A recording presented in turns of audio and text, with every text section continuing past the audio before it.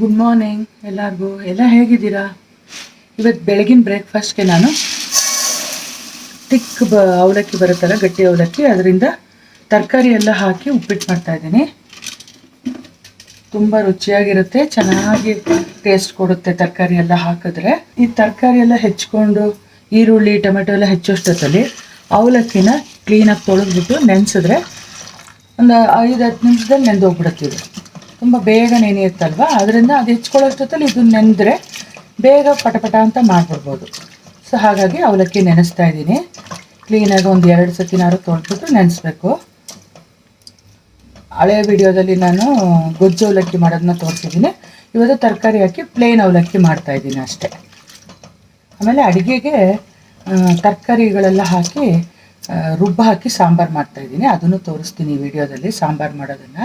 3 times ತೊಳೆದಿದ್ದಾಗಿದೆ ನೋಡಿ. ಅವಲಕ್ಕಿ ಕ್ಲೀನಾಗಿ ಆಗಿದೆ. ಈಗ ತುಂಬ ನೀರು ಹಾಕಿ ನೆನೆಸ್ಬಾರ್ದು, ಈ ಥರ ಚುಮ್ಕಿಸ್ಬಿಟ್ಟು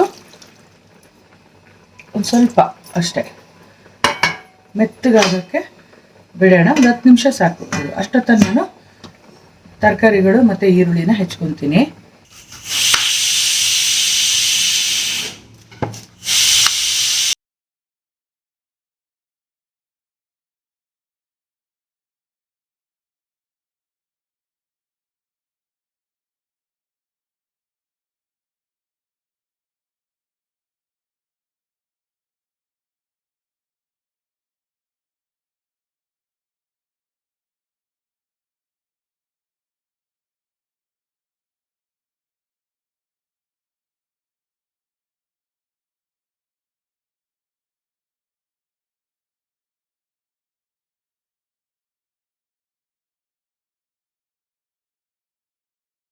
ಒಂದು ಗಟ್ಟಿ ಬಾಣಲೆ ಇಟ್ಬಿಟ್ಟು ಒಂದು 4 ಟೀ ಸ್ಪೂನಷ್ಟು ಎಳ್ಳೆಣ್ಣೆ ಹಾಕ್ಕೊಂಡಿದ್ದೀನಿ. ನಾನು ಸಾಮಾನ್ಯ ಅಡುಗೆಗಳಿಗೆ ಎಳ್ಳೆಣ್ಣೆ, ಕಡಲೆಕಾಯಿ ಎಣ್ಣೆ ಚೇಂಜ್ ಮಾಡಿ ಬಳಸ್ತಾ ಇರ್ತೀನಿ.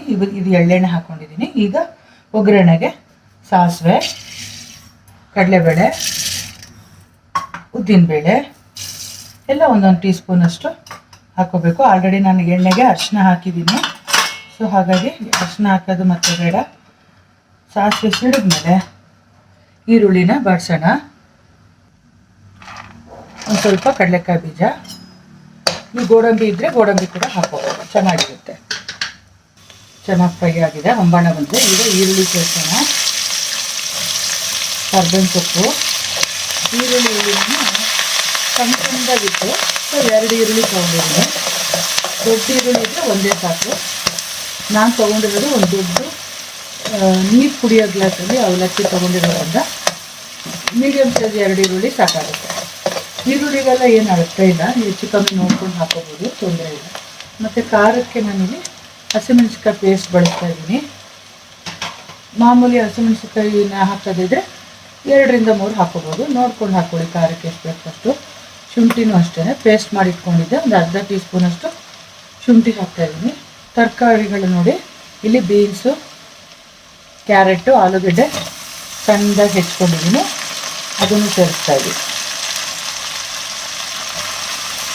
ತರಕಾರಿಗಳಲ್ಲಿ ಮಾತ್ರ ಇದೇ ಹಾಕಬೇಕು ಅದೇ ಹಾಕ್ಬೇಕಂತಿಲ್ಲ, ನನ್ನ ಹತ್ರ ಯಾವ ತರಕಾರಿ ಇದೆಯೋ ಅದು ಹಾಕಿದ್ರೆ ತರಕಾರಿನೂ ಮೈ ಸೇರಿದಂಗೆ ಆಗುತ್ತೆ, ರುಚಿ ಕೂಡ ಚೆನ್ನಾಗಿದೆ.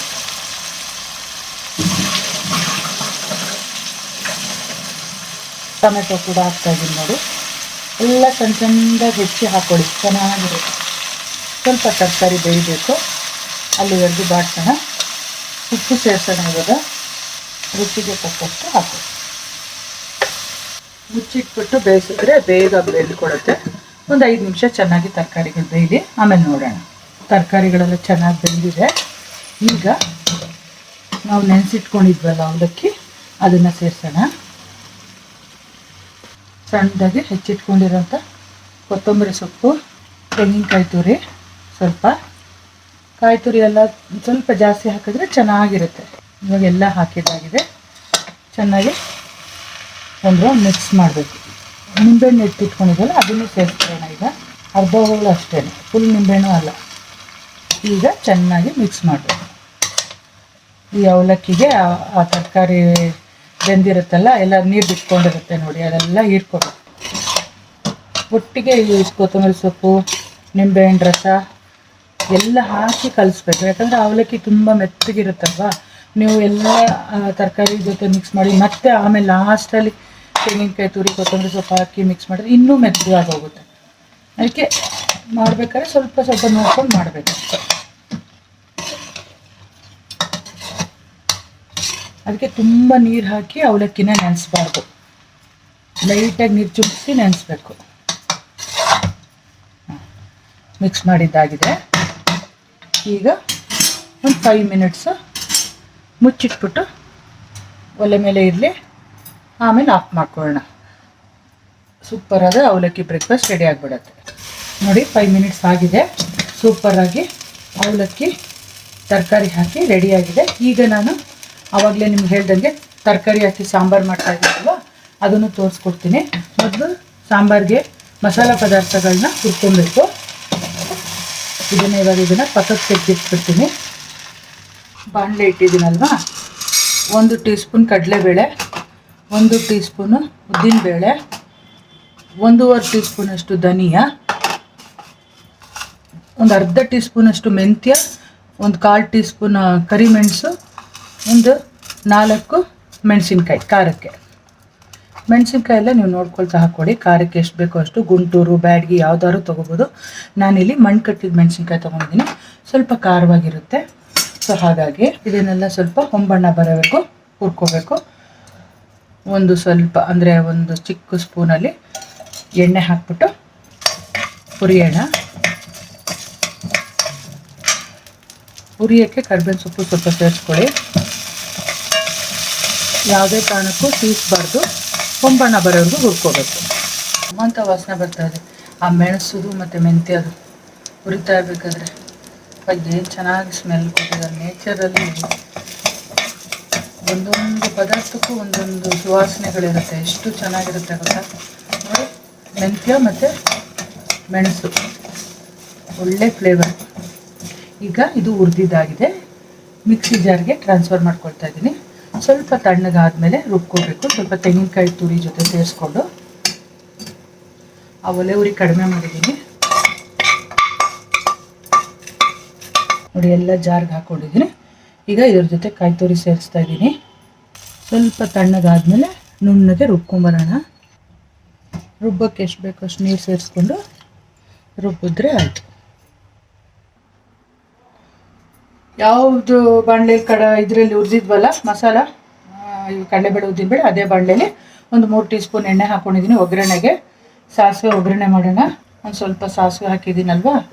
ಈಗ ಹಿಂಗು ರುಬ್ಬಕ್ಕೂ ಹಾಕ್ಕೊಂಡಿದ್ದೀವಿ ಮಸಾಲೆಗೆ, ಇವಾಗಲೂ ಹಾಕೋಣ. ಹಿಂಗೆ ಹಾಕಿದಷ್ಟು ತುಂಬ ರುಚಿ ಬರುತ್ತೆ, ಮತ್ತು ಡೈಜೆಷನ್ಗೆ ಒಳ್ಳೆಯದು. ಕರ್ಬೇವಿನ ಸೊಪ್ಪು, ಸಾಸಿವೆ ಸಿಡಿತಾ ಇದೆ. ಈಗ ತರಕಾರಿಗಳು ಹಾಕೊಳ್ಳೋಣ. ಬೀನ್ಸು, ಕ್ಯಾರೆಟು, ಕ್ಯಾಪ್ಸಿಕಮ್ಮು, ಆಲೂಗಡ್ಡೆ ಇದ್ರೆ ಲಂಬವಾಗಿ ಉದ್ದುದ್ದವಾಗಿ ಹಚ್ಚಿ ನಾನು ಈ ತರಕಾರಿಗಳೆಲ್ಲ ಹೆಚ್ಕೊಳ್ಳೋಷ್ಟೊತ್ತಲ್ಲಿ ಒಂದು ಅರ್ಧ ಕಪ್ಪಷ್ಟು ತೊಗರಿಬೇಳೆನ ಕುಕ್ಕರಲ್ಲಿ ಆಲ್ರೆಡಿ ಬೇಯಿಸಿಟ್ಕೊಂಡಿದ್ದೀನಿ. ಈ ಬೇಳೆ ಬೇಯಿಸಿಟ್ಕೊಂಡ್ಬಿಟ್ರೆ ಸಾಂಬಾರು ಮಾಡೋದು ತುಂಬ ಸುಲಭ, ಬೇಗನೂ ಆಗೋಗುತ್ತೆ. ತರಕಾರಿನ ಬೇಳೆ ಜೊತೆಗೆ ಕೆಲವರು ಹಾಕಿ ಬೇಯಿಸ್ಕೊತಾರೆ. ನನಗೆ ಅದು ಇಷ್ಟ ಆಗಲ್ಲ, ಯಾಕಂದರೆ ತುಂಬ ಬೆಂದೋಗ್ಬಿಡುತ್ತೆ. ತರಕಾರಿಗಳು ಒಂದು ಸ್ವಲ್ಪ ಗಟ್ಟಿ ಇರಬೇಕು. 3/4 ನಾವು ಈ ಥರ ಹುರಿದ್ಬಿಟ್ಟು ಮಸಾಲ ಸೇರಿಸಿ ಮಾಡಿದ್ರೆ ಎಷ್ಟು ಚೆನ್ನಾಗಿರುತ್ತೆ. ಆಗ ಮಸಾಲೆ ಜೊತೆನೂ ತರಕಾರಿ ಕುದಿಯುತ್ತೆ, ಚೆನ್ನಾಗೂ ಇರುತ್ತೆ, ಬಾಯಿಗೆ ಸಿಗುತ್ತೆ. ಒಟ್ಟಿಗೆ ಬೇಳೆ ಕೂಗಿಸ್ಬಿಟ್ರೆ ಒಳ್ಳೆ ಪಾಯಸ ಥರ ಬೆಂದೋಗ್ಬಿಟ್ಟಿರುತ್ತೆ. ನನಗೆ ಅದು ಇಷ್ಟ ಆಗಲ್ಲ. ಅಂದರೆ ಒಬ್ಬೊಬ್ಬರು ಇನ್ನೊಂದು ಥರ ಮಾಡ್ತಾರೆ, ಅವ್ರವ್ರ ಚಾಯ್ಸ್ ಅದು. ನಾನು ಮಾಡೋದು ಈ ರೀತಿ. ಒಂದು ಚಿಕ್ಕ ನೆಲ್ಲಿಕಾಯಿ ಸೈಜು ಹುಣಸೆಹಣ್ಣನ್ನು ನೆನೆಸಿ ರಸ ತೆಗೆದು ಇವಾಗ ಹಾಕ್ತಾಯಿದ್ದೀನಿ. ಚೆನ್ನಾಗಿ ಕುದೀಲಿ. ಹುಣಸೆಹಣ್ಣು ರಸ, ಉಪ್ಪು, ತರಕಾರಿ ಎಲ್ಲ ಚೆನ್ನಾಗಿ ಕುದ್ಮೇಲೆ, ತರಕಾರಿ ಸ್ವಲ್ಪ ಬೆಂದಮೇಲೆ ರುಬ್ಬಿಟ್ಟಿರೋ ಮಸಾಲ ಮತ್ತು ಬೇಳೆ ಸೇರಿಸಿದ್ರೆ ಸೂಪರಾದ ಸಾಂಬಾರು ರೆಡಿ ಆಗುತ್ತೆ. ಒಂದು 3/4 ಭಾಗದಷ್ಟು ತರಕಾರಿ ಬೆಂದಿದೆ ನೋಡಿ. ಹಿಂಗಂದರೆ ಕಟ್ಟಾಗಬೇಕು. ಕಟ್ಟಾಗುತ್ತೆ ನೋಡಿ ಆಲೂಗಡ್ಡೆ ಎಲ್ಲ. ಈಗ ರುಬ್ಬಿಟ್ಕೊಂಡಿದ್ವಲ್ಲ ಮಸಾಲ, ಅದನ್ನು ಸೇರಿಸೋಣ. ನೋಡಿ ಮಿಕ್ಸಿ ಜಾರಲ್ಲಿ ಇರೋದನ್ನು ಕ್ಲೀನಾಗಿ ನೀರು ಹಾಕಿ ತೊಳೆದು ಇದಕ್ಕೆ ಸೇರಿಸ್ಕೊಳ್ಳೋಣ. ಹುರಿದು ತೆಂಗಿನಕಾಯಿ ಹಾಕಿ ರುಬ್ಬಿ ಮಾಡಿದಂಥ ಮಸಾಲ. ಈಗ ಈ ಮಸಾಲ ಜೊತೆಗೆ ತರಕಾರಿ ಚೆನ್ನಾಗಿ ಕುದಿಬೇಕು. ಈ ಕುದಿ ಬಂದಾಗ, ಯಾಕಂದರೆ ಆಲ್ರೆಡಿ ನಾವು ಹುಣಸೆಹಣ್ಣು ಉಪ್ಪು ಎಲ್ಲ ಹಾಕಿದ್ದೀವಿ, ಈ ಮಸಾಲ ಚೆನ್ನಾಗಿ ಕುದಿ ಬಂದಾಗ ಬೇಳೆ ಸೇರಿಸೋಣ. ಮತ್ತು ಸ್ವಲ್ಪ ಬೆಲ್ಲ ಪುಡಿ ಸೇರಿಸ್ತಾ ಇದ್ದೀನಿ, 1 ಟೀ ಸ್ಪೂನಷ್ಟು ಬೆಲ್ಲದ ಪುಡಿ.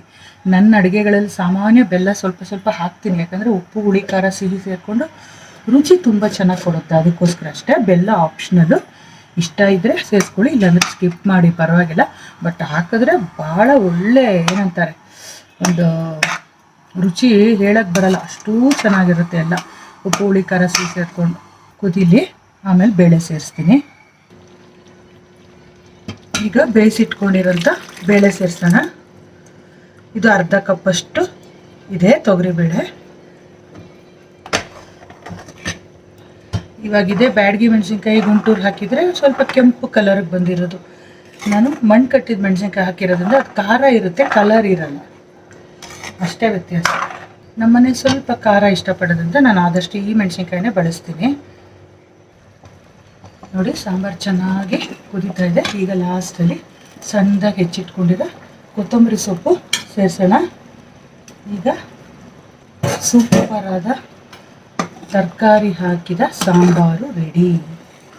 ಬಿಸಿ ಬಿಸಿ ಅನ್ನಕ್ಕೆ ತುಪ್ಪ ಹಾಕ್ಕೊಂಡು ಈ ಸಾಂಬಾರು ಹಾಕ್ಕೊಂಡು ತಿಂತಾಯಿದ್ರೆ ಆಹಾ, ನೀವೇ ಅಮೋಘ ಅದ್ಭುತ ಅಂತ ಹೇಳ್ಕೊಂಡು ತಿಂತೀರ ನೋಡಿ, ಅಷ್ಟು ಚೆನ್ನಾಗಿರುತ್ತೆ. ಯಾವಾಗಲೂ ಅಡುಗೆನ ಎಂಜಾಯ್ ಮಾಡ್ಕೊಂಡು ಮಾಡಬೇಕು. ಊಟ ಮಾಡಬೇಕಾದ್ರೂ ಅಷ್ಟೇ, ಮನಸ್ತೃಪ್ತಿಯಾಗಿ ಊಟ ಮಾಡಬೇಕು, ಆವಾಗಲೇ ಅದು ರುಚಿ ಅದೆಲ್ಲ ನಮಗೆ ಗೊತ್ತಾಗೋದು. ಓಕೆನಾ ಫ್ರೆಂಡ್ಸ್, ನಿಮಗೆಲ್ಲ ಈ ಸಾಂಬಾರು ಮಾಡೋ ವಿಧಾನ ಇಷ್ಟ ಆಗಿದೆ ಅಂತ ಅಂದ್ಕೊಂಡಿದ್ದೀನಿ. ಸುಲಭವಾಗಿ ತೋರಿಸ್ಕೊಟ್ಟಿದ್ದೀನಿ.